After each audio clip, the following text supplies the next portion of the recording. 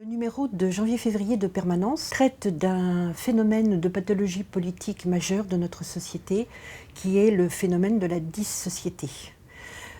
Plusieurs facteurs expliquent cette situation dans laquelle notre patrie se trouve, mais ce sont des facteurs différents, mais qui se conjuguent en fait pour s'attaquer à cette notion fondamentale de bien commun national et qui se heurtent de front à la soif maintenant consciente d'identité que ont au fond d'eux-mêmes nos compatriotes. Nous allons donc traiter dans ce sommaire des différents aspects de ce que prend cette dissociété. Tout d'abord, elle repose sur des fondements philosophiques et anthropologiques qui remontent à 1789, aux principes qui ont géré la France avec 1793. Elle repose également sur l'arrivée du multiculturalisme qui à la fois succède et collabore avec une vision dialectique de la société.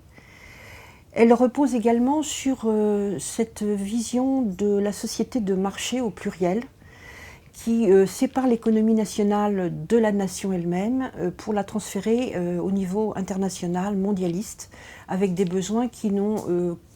parfois que peu de rapport avec la personnalité de la nation concernée.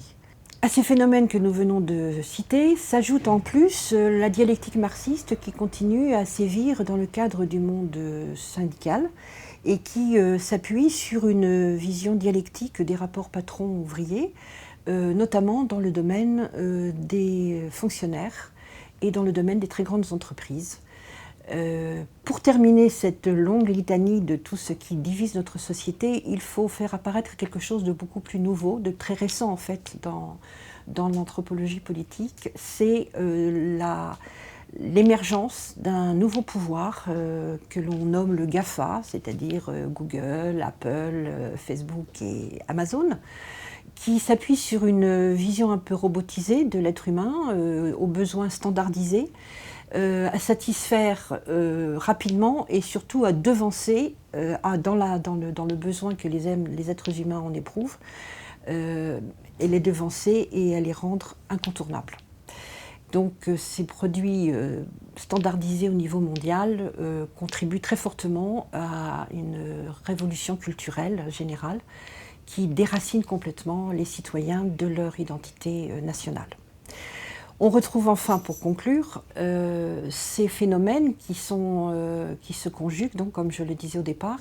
et qui s'appuient également sur une certaine vision de la culture contemporaine qui est complètement abstraite et qui donc n'a plus de référence avec la réalité de la nature humaine et de ses besoins. Le tout conjugué, eh bien, vous le découvrirez en lisant notre numéro de Permanence,